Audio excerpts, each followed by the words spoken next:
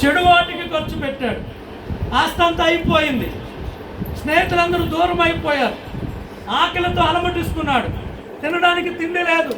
ఏ స్నేహితుల దగ్గరికి వెళ్ళినా సరే ఏ స్నేహితుడు కూడా తనని ఆదుకోలేకపోయాడు, సహాయం చేయలేకపోయాడు. పని కోసం వెళ్తే ఆ ప్రాంతంలో ఎక్కట్లేదు. చివరికి పందులను మేపడానికి సిద్ధపడ్డాడు. చివరికి ఆ పందులు తినే ఆహారం నా పట్టును తినాలనుకున్నాడు. అది తినాలని వెళ్తే అంతకన్నా ముందుగానే ఆ పందుల ఆహారాన్ని తినివేసే. ఇప్పుడు బుద్ధి వచ్చింది. ఒకసారి ఆలోచన చేస్తున్నాడు. అయ్యో, నా తండ్రి నాకు ఎటువంటి కష్టము లేదు. నా తండ్రి ఇంట ఉన్నప్పుడు నాకు ఎటువంటి బాధ లేదు. నా తండ్రి ఇంట ఉన్నప్పుడు నాకు ఎటువంటి దుఃఖము లేదు. నా తండ్రి ఇంట అనేక మంది పని చేస్తున్నారు. వారు 3 పూటల అసలు వాళ్ళకి ఆకలి అంటే ఏంటో తెలియదు. వాళ్ళు సంతృప్తిగా భోజనము చేస్తున్నారు. నేనైతే ఇక్కడ ఆకలితో అలమటిస్తున్నాను. ఏమైతే అయింది? నా తండ్రికి నేను విరోధంగా నేను తప్పు చేశాను. నా తండ్రికి విరోధంగా నేను పాపము చేశాను. నా తండ్రి వద్దకు వెళ్తాను. నా తండ్రి పాదములు పట్టుకుంటాను. నా తండ్రిని క్షమించమని నేను అడుగుతానని ఇప్పుడు బుద్ధి వచ్చినప్పుడు తన తండ్రి దగ్గరికి వెళ్తున్నాడట.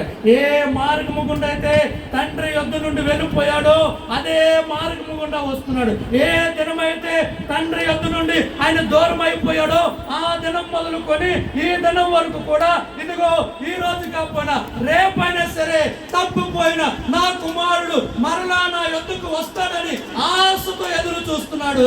ఆ దినము రానే వచ్చింది.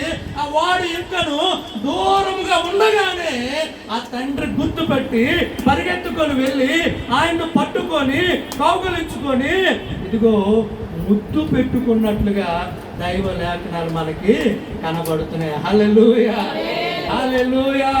యాక్చువల్ అక్కడ తండ్రికి కోపం రావాలి. ఆస్తంతటిని పాడు చేశాడు.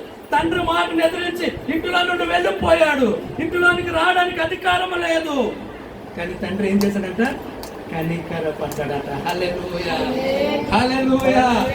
దేవుని బిడ్డలారా, మనము కూడా అనేక సార్లు దేవునికి దూరం అయిపోయాము. దేవునికి దూరం అయిపోయిన మనల్ని తండ్రి విడిచిపెట్టలేదు. ఇదిగో నా కుమార్తె మరలా నా దగ్గరికి వస్తుంది, నా కుమారుడు మరలా నా దగ్గరికి వస్తాడని ఆయన కల్లారా ఆయన నీ కోసం నా కోసం మనందరి కోసం కూడా ఆయన ఎదురు చూస్తూనే ఉన్నాడంట. హల్లెలూయా, హల్లెలూయా, హల్లెలూయా. ఇంకేముంది అక్కడ? అప్పుడు ఆ కుమారుడు అతనితో, తండ్రి, నేను పరలోకమునకు విరోధముగాను నీ ఎదుటను పాపము చేసితిని. ఇక మీదట నీ కుమారుడని అనిపించుకొనుటకు నేను యోగ్యుడను కాను. తండ్రితో మాట్లాడుతున్నాడు కుమారుడు. తండ్రి, నేను పరలోకమునకును నీకును నేను ఇదిగో పాపము చేసి ఉన్నాను. నీకు విరోధంగా నేను పాపము చేసి ఉన్నాను. ఇక మీదట నీ కుమారుడను లేదంటే నీ కుమార్తెను అనిపించుకోవడానికి నాకు యోగ్యత లేదు, నాకు అర్హత లేదు అని ఈ కుమారుడు తన తండ్రితో చెప్తుంటే తండ్రి అంటున్నాడు, అక్కడ ఉన్న పనివారిని పిలుస్తున్నాడు. అయ్యా, మీరు రండి, ప్రశస్తమైన వస్త్రాలు తీసుకురండి. ఇదిగో నా బిడ్డ యొక్క చేతికి మీరు ఉంగరాన్ని పెట్టండి. ఇదిగో నా బిడ్డ యొక్క పాదములకు ఇదిగో మీరు చెప్పులు తొడిగించండి. ఇదిగో తప్పిపోయిన నా కుమారుడు ఇదిగో తిరిగి వచ్చాడు గనక ఇదిగో మీరందరూ కూడా ఈ సంతోషంలోని పాలు పంచుకోండి అని అక్కడున్న తన దాసులను పనివారితో చెప్పుతున్నట్లుగా మనము చూస్తున్నాం. హల్లెలూయా. మనసును బాధ పెట్టాం అనేక సార్లు. ప్రభు యొక్క హృదయాన్ని మనం గాయపెట్టాం అనేక సార్లు. ప్రభా, ఇదిగో నా అవసరం తీరిపోయింది, ఇంక నీతో నాకు పని లేదని అనేక సార్లు మనం ప్రభువుకు మనం దూరం అయిపోయాం. అనేక సార్లు మనము ఇదిగో దేవునికి దూరంగా మనం జీవిస్తున్నాం. అలాగే దేవునికి దూరం అయిపోయిన ప్రతిసారి కూడా దేవునికి గుండె బద్దలైపోయింది. దేవుడు మన నిమిత్తం ఎంతగానో దుఃఖించాడు. దేవుడు మన నిమిత్తం ఎంతగానో బాధ పెట్టాడు. అయితే దేవుడు పోతే పోనే, ఇటువంటి బిడ్డ నాకు అక్కర్లేదు అని ప్రభు అనుకోలేదు. మన కోసము ఆయన ఎదురు చూస్తున్నాడు. హల్లెలూయా. అయితే మరలా మనం ప్రభు దగ్గరికి వచ్చాము. ఎప్పుడైతే మనం మరలా ప్రభు సన్నిధానానికి వచ్చామో ఇప్పుడు ప్రభు తన దూతలతో చెప్తున్నాడు, ఇదిగో తప్పిపోయిన నా కుమారుడు మరలా నా దగ్గరికి వచ్చాడు. తప్పిపోయిన ఇదిగో నా కుమార్తె మరలా నా దగ్గరికి వచ్చింది. ఇదిగో ఈ సంతోషంలో మీరు కూడా పాలు పంచుకోండి. హల్లెలూయా. ఎప్పుడైతే మన ప్రభు దగ్గరికి వచ్చామో, మనం అంతకు ముందు మన ప్రభువుని ఎంతగైతే బాధ పెట్టామో ఆ బాధ అంతటిని కూడా తండ్రి ఏం చేస్తున్నాడు? మరచిపోతున్నాడు. హల్లెలూయా, హల్లెలూయా. మనము మన తండ్రిని ఎప్పుడు కూడా సంతోష పెట్టే రీతిగా మనం ఉండాలి. మన తండ్రి మనల్ని చూసిన ప్రతిసారి దేవుడు మనల్ని బట్టి సంతోషించాలి, దేవుడు మనల్ని బట్టి ఆనందించాలి, దేవుడు మనల్ని బట్టి గర్వం చెందాలి. ఓ నా కుమారుడు, ఓ నా కుమార్తె, ఇదిగో నాకు ఇష్టమైనట్టుగా జీవిస్తుంది, నాకు ఇష్టమైనట్టుగా బ్రతుకుతున్నాడు, ఇదిగో ఈ కుమారుని అందు నేను సంతోషిస్తాను, ఈ కుమార్తె అందు నేను సంతోషిస్తున్నానని ప్రభు మనల్ని చూస్తున్న ప్రతిసారి కూడా ఆయన ముఖంలో ఆనందము కనబడాలి. హల్లెలూయా, హల్లెలూయా. ప్రియ దేవుని బిడ్డలారా, యూదులు నిలువుటంగిని వేసుకుంటారు. వాళ్ళు ఎప్పుడు కూడా ఏమనుకుంటే నాకు అనవసరం, ఎవరు నన్ను చూసినవినా నాకు అనవసరం, ఇదిగో తప్పిపోయిన నా కుమారుడు మరలా నా యొద్దకు వచ్చి ఉన్నాడు. హల్లెలూయా, హల్లెలూయా, హల్లెలూయా. ప్రియ దేవుడు, మనం ఒక్కరోజు తప్పిపోయినా, ఒక్క ఆదివారం దేవుని మందిరానికి రాకపోయినా ప్రభు ఎంతగానో దుఃఖిస్తుంది. ఓ నా కుమారుడా, వారం రోజులంతా నీకు ఇచ్చానే, 168 గంటలు, వారానికి 168 గంటలు నీకు సమయాన్ని ఇస్తున్నానే, ఒక 2 గంటలు నన్ను ఆరాధించడానికి నీకు సమయం దొరకట్లేదా? ప్రియ దేవుడు, దేవుని సన్నిధికి నువ్వు సమీపముగా ఉంటున్నావా? దేవునికి సమీపంగా ఉంటున్నావా? దేవునితో దినదినానికి నీ యొక్క సంబంధాన్ని నువ్వు పెంచుకుంటున్నావా? లేదంటే ఈ వారం వెళ్ళకపోతే ఏమైపోతుందిలే, వచ్చే వారం వెళ్దాంలే, మా అయ్యగారు అడిగితే ఏదో వంక చెప్పుదాంలే అని నువ్వు అనుకుంటున్నావా? నువ్వు అయ్యగారిని మోసం చేయొచ్చు, నీ తోటి సంఘస్థులు మోసం చేయొచ్చు, కానీ జీవం కలిగిన దేవుని నువ్వు ఎప్పటికీ ఎవరు మోసం చేయలేవు. దైవ సేవకుల కోసం, ఇతరులను సంతోష పెట్టడానికి నువ్వెప్పుడు కూడా దేవుని మందిరానికి రావద్దు. నీ కోసం ప్రాణం పెట్టిన యేసయ్యను సంతోష పెట్టడానికి నువ్వు దేవుని మందిరానికి రావాలి. దేవుని మందిరానికి ఎందుకు రావాలో తెలుసా?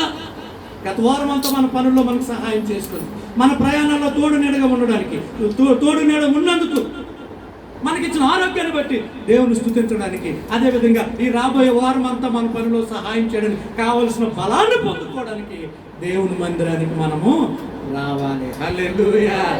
ఈ రోజు నువ్వు ఇక్కడికి రావడం వలన నువ్వేం పొందుకుంటున్నావు? బలాన్ని పొందుకుంటున్నావు, శక్తిని పొందుకుంటున్నావు, జీవాన్ని పొందుకుంటున్నావు. దేనికి? రాబోయే వారం అంతా కూడా నువ్వు చేసే పనులన్నింటిలో దేవుడు నీకు తోడుగా ఉండాలి అంటే, దేవుడు నీకు సహాయం చేయాలి అంటే, దేవుడు నీ పనులన్నిటిలో నీకు తోడుగా ఉండాలంటే ఆదివారం నువ్వు దేవుని మందిరానికి రావాలి. ఎంత పెద్ద ట్రక్ అయినా సరే ఇందులో ఒకటి ఉంటుంది, ఏం లక్ష్మణ్? ట్యాంక్. ఆ ట్యాంకులో వేడు లేకపోతే అది ఎంత పెద్ద ట్రక్ అయినా, 20 చక్రాల లారీ అయినా ఆయిల్ లేకపోతే, కాబట్టి నువ్వు ఎంత బలవంతుడు అయినా, నువ్వు ఎంత ఉన్నవాడైనా, దేవుని శక్తి మనలో లేకపోతే నువ్వేమీ చేయలేవు. హల్లెలూయా. మార్కు సువార్త 5:21 యేసు మరలా దోణి వెక్కి అద్దరికి వెళ్ళినప్పుడు బహు జన సమూహం ఆయన ఎద్దుకు కూడి వచ్చింది.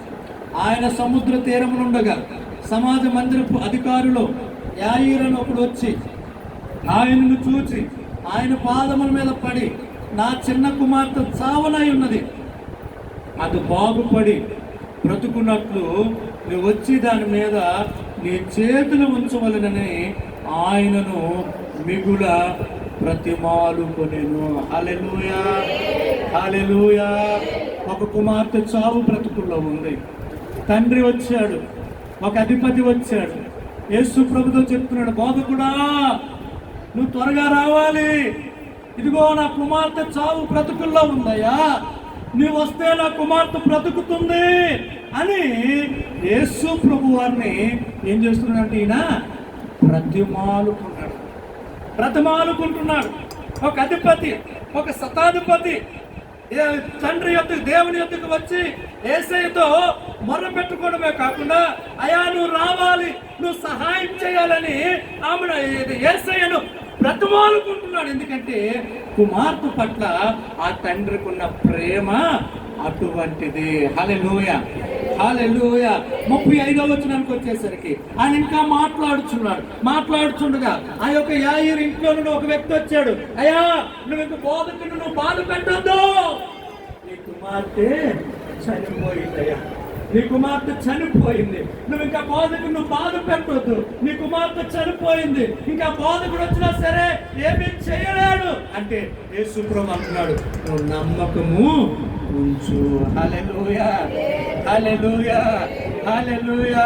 మరి యేసు ప్రభువు వారు ఆ ఇంటికి వెళ్ళిన తర్వాత ఆ యొక్క కుమార్తెను మరలా తిరిగి లేపినట్లుగా, బ్రతికించినట్లుగా దైవ లేఖనాలు మనకి తెలియజేస్తున్నాయి. ప్రియ దేవుని బిడ్డలారా, ఇక్కడ యాయీరుకి ఆ తండ్రికి సాదృశ్యంగా యేసు ప్రభువు ఉన్నారు. ఆ తండ్రికి యాయీరుకి సాదృశ్యంగా ఇక్కడ ఎవరున్నారు? యేసయ్య ఉన్నాడు. యేసు ప్రభుకు సాదృశ్యంగా అక్కడ తండ్రి అయిన దేవుడు ఉన్నాడు. ఆ చనిపోయిన కుమార్తెకు సాదృశ్యంగా ఈరోజు నువ్వు నేను. ఇక్కడ చనిపోయిందంటే దేవునికి దూరం అయిపోయాం. ఇక్కడ చనిపోయిందంటే మనం పడిపోయాం. దేవునికి దూరం అయిపోయిన మనము, అనేక సార్లు పడిపోయిన మనము, యేసు ప్రభు వారు మన పక్షముగా తండ్రి అని దేవునికి బ్రతిమాలుకున్నాడట. హల్లెలూయా, హల్లెలూయా. ప్రియ దేవుని బిడ్డలారా, అనేక సార్లు మనం తప్పిపోయాం. అనేక సార్లు మనం తప్పిపోయిన మరలా ఏదైనా ప్రభు యొక్క సన్నిధానంలో మనం ఉన్నామంటే మన వెనక మన కోసం ప్రాణం పెట్టిన యేసయ్య అను దినము కూడా తండ్రిని ఏం చేస్తున్నాడంట? బ్రతిమాలుకుంటున్నాడంట. హల్లెలూయా, హల్లెలూయా. అనేక సార్లు మనం పడిపోయాం, అనేక సార్లు మనం దూరం అయిపోయాం. పడిపోయినా సరే మరలా తిరిగి లేపబడ్డాము. మరలా మనం ప్రభు సన్నిధికి రాగలిగామంటే ఇదిగో మన వెనకాల మన యేసయ్య తండ్రికి ఏం చేస్తున్నాడంట? బ్రతిమాలుకుంటున్నాడంట. హల్లెలూయా. అయ్యో నా కుమారుడు మరలా వస్తాడు తండ్రి, నా కుమార్తె మరలా వస్తారు తండ్రి, ఇదిగా ఒక్క అవకాశం నా బిడ్డకి, ఒక్క అవకాశం నా కుమారుడికి, ఒక్క అవకాశం నా కుమార్తెకి అని ప్రతిరోజు కూడా తప్పిపోతున్న మన కోసం, పడిపోతున్న మన కోసం మన యేసయ్య తండ్రి కుడిపార్శ్వంలో కూర్చొని నీ కోసం నా కోసం విజ్ఞాపన చేస్తూ తండ్రిని బ్రతిమాలుకుంటున్నాడంట. హల్లెలూయా, హల్లెలూయా, హల్లెలూయా. ఎంత గొప్ప తండ్రిని మనం కలిగి ఉన్నాం ఒకసారి ఆలోచించి, ఎంత గొప్ప దేవుణ్ణి మనం కలిగి ఉన్నాం ఒకసారి ఆలోచించి. సంఘానికి వచ్చిన అనేక మంది బిడ్డలు తప్పిపోతున్నారు, సంఘానికి వస్తున్న బిడ్డలు అనేక మంది ఆగిపోతున్నారు, సంఘానికి వస్తున్న బిడ్డలు అనేక మంది దేవునికి దూరం అయిపోతున్నారు. వారి కోసం మనం ప్రార్థన చేయకపోవచ్చు, లేదంటే ఒకప్పుడు తప్పిపోయిన మన కోసం ఎవరు ప్రార్థన చేయకపోవచ్చు, మనల్ని మర్చిపోవచ్చు, నీ సేవకుడు నిన్ను మర్చిపోవచ్చు, నీ సేవకుడు నిన్ను మర్చిపోవచ్చు, నీ సంఘము నిన్ను మర్చిపోవచ్చు. కానీ నీ కోసం ప్రాణం పెట్టిన యేసయ్య నిన్ను ఎప్పటికీ మర్చిపోడు. తండ్రి కుడి పార్శ్వంలో కూర్చోండి నీ కోసం నా కోసం విజ్ఞాపన చేస్తున్నాడు. ఆయన విజ్ఞాపన చేశాడు కనుక అనేక సార్లు తప్పిపోయిన మనము మరలా దేవుని మందిరానికి రాగలిగాం. హల్లెలూయా, హల్లెలూయా, హల్లెలూయా. ప్రియ దేవుని బిడ్డలారా, ఇతరుల కోసం మనం ఒకసారి 2 సార్లు ప్రార్థన చేసి మర్చిపోతాం. దేవుని చేతులకు అప్పగించి దేవుడే చూసుకుంటాడులేండి, దేవుడే చూసుకుంటాడండి. మేము చేయాల్సిన ప్రయత్నాలు మేము చేసామండి, ఇంక మా వల్ల కాలేదండి, ఇంక దేవుని చేతులకు అప్పగించామండి, ఇంక ఏది జరిగినా దేవుని ఇష్టమండి అని మనం ఒక్కొక్కసారి వదిలేస్తాం, చేయులు దులిపేసుకుంటాం.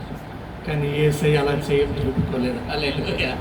మరలా మనం వచ్చేంత వరకు కూడా, హల్లెలూయా, మరలా మనం మారేంత వరకు కూడా, హల్లెలూయా, మరలా మన పాపాన్ని ఒప్పుకునేంత వరకు కూడా, హల్లెలూయా, తండ్రిని ఏం చేస్తున్నాడంట? బ్రతిమాలుకుంటున్నాడంట. హల్లెలూయా. ఇది నాన్న యాయీరు ఎలాగైతే యేసయ్యను బ్రతిమాలుకున్నాడో మన కోసం ఈరోజు కూడా, ఇప్పటికి కూడా ఇది నాన్ని ఎంతమంది అయితే దేవుని మందిరానికి రాలేదు, ఇది నాకు ప్రపంచం మొత్తం మీద ఎంతమంది అయితే దేవుని బిడ్డలు ప్రభు సన్నిధికి వెళ్లకుండా ఆరాధించకుండా వారి వారి పనుల్లో బిజీగా ఉండిపోయారు, వారందరి కోసం కూడా నా యేసయ్య తండ్రి దగ్గర బ్రతిమాలుకుంటున్నాడు. హల్లెలూయా, హల్లెలూయా, హల్లెలూయా, హల్లెలూయా. ప్రియ దేవుని బిడ్డలారా, మన పరలోకపు తండ్రి మనతో ఉన్నాడు. ఆయన నిన్న ఎలాగున్నాడు, ఈరోజు మనతో అలాగే ఉన్నాడు. రేపు కూడా ఆయన మనతో అలాగే ఉంటాడు. హల్లెలూయా, హల్లెలూయా. ఆయనలో మార్పు లేదు, ఆయన మారని దేవుడు. అది నాని ఇశ్రాయేలు ప్రజలతో ఎలాగైతే ఉన్నాడో ఆ దేవుడే బబులోను దేశంలో షడ్రక్ మెషక్ అబేద్నెగోలు దానియేలును రక్షించిన ఆ దేవుడే ఈరోజు మనతో కూడా ఉన్నాడు. హల్లెలూయా. ఈరోజే కాదు, ఆయన నిన్న మనతో ఉన్నాడు, ఈరోజు మనతో ఉన్నాడు, రేపు కూడా ఆయన మనతోనే. ఆయన ఎప్పుడు కూడా మన చెయ్యి విడిచిపెట్టేవాడు కాదు. మనమే అనేక సార్లు ఆయన చేయి విడిచిపెట్టాడు. ప్రభా నాకంతా తెలుసులే, ఇంకెన్ని దినాలు నా చేయి పట్టుకొని నువ్వు నడిపిస్తావు, నేను పెద్దవాడిని అయ్యాను కదా, నేను నడుస్తాను కదా, నాకు తెలుసు కదా అని మనం ఏం చేస్తున్నాం అంటే ఒక్కొక్కసారి బలవంతంగా ఆయన చేతుల్లోని మన చేయిని మనం ఏం చేస్తున్నాం, తీసివేస్తాం. ఎప్పుడైతే మన చేయిని ఆయన చేతుల్లోనూ తీస్తున్నాం, నీ దారిటో ఆయన చేతిలో మన చెయ్యి ఉంటేనే సరైన మార్గంలో నువ్వు ఉన్నట్టు. ఆయన చేతిలో నుండి నీ చెయ్యి ఒక్కసారి బయటికి తీసావా, నీ అడ్రస్ గల్లంత అయిపోయినట్టు. ఇంకెటు పరిగెడతావో తెలీదు, ఎటు తిరుగుతావో తెలీదు, ఎటు దూరుతావో తెలీదు, ఎక్కడ దొరుకుతావో తెలీదు. అందుకే ప్రభు అంటున్నాడు, చూడుము ఓ నా కుమారుడు చూడు, ఓ కుమార్తె చూడు, ఇగో నా అరచేతుల్లో నిన్ను నా అరచేతుల్లో నిన్ను చెక్కుకొని ఉన్నాను. హల్లెలూయా, హల్లెలూయా. ఆయన చేతిలో మనం ఉండాలి. గతంలో మనం చెప్పుకున్నాం కదా, యేసు ప్రభు ఆ 2 రొట్టెలను పట్టుకొని ఏం చేశాడంట, ఆశీర్వాదం. ఆ 2 రొట్టెలు ఎవరు, ఆ రొట్టె ఎవరు, మనమే. రొట్టె ఎలా తయారవుతుంది ఏంటనేది, ఆ గోధుమ గింజ, ఆ ప్రాసెస్ అంతా మీకు ఒకసారి చెప్పుకొచ్చాను. అది మనమే.